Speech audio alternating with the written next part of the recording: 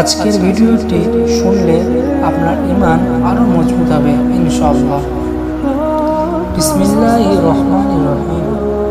আজকের ভিডিওতে আমরা শুনব এমন এক সত্য কাহিনী যা আমাদের শেখায় ক্ষমা কত বড় এক গুণ।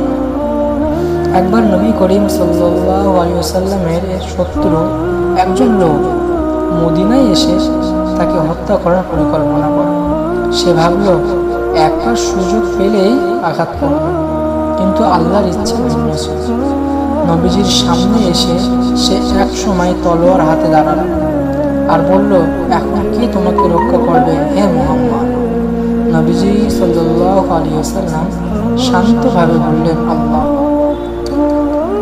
সঙ্গে সঙ্গে সে কেঁপে উঠল, তলোয়ার হাত থেকে পড়ে গেল। নবীজি সেই তলোয়ার তুলে নিয়ে বললেন, এখন বলো তোমাকে কে রক্ষা করবে? লোকটি ভয়ে ভয়ে বলল, হে মুহাম্মদ, আমাকে মাফ করে দিন। নবীজি সাল্লাল্লাহু আলাইহি ওয়াসাল্লাম বললেন, যাও, আমি তোমাকে মাফ করে দিলাম।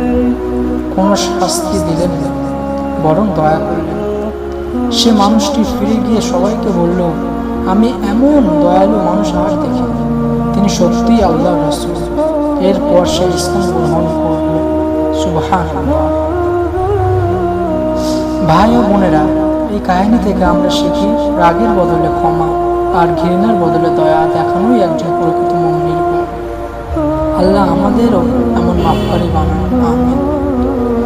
ভিডিওটি ভালো লেগে থাকলে লাইক, শেয়ার আর সাবস্ক্রাইব করে দাও, যেন আরও ইসলামিক গল্প পৌঁছে দিতে পারি ইনশাআল্লাহ।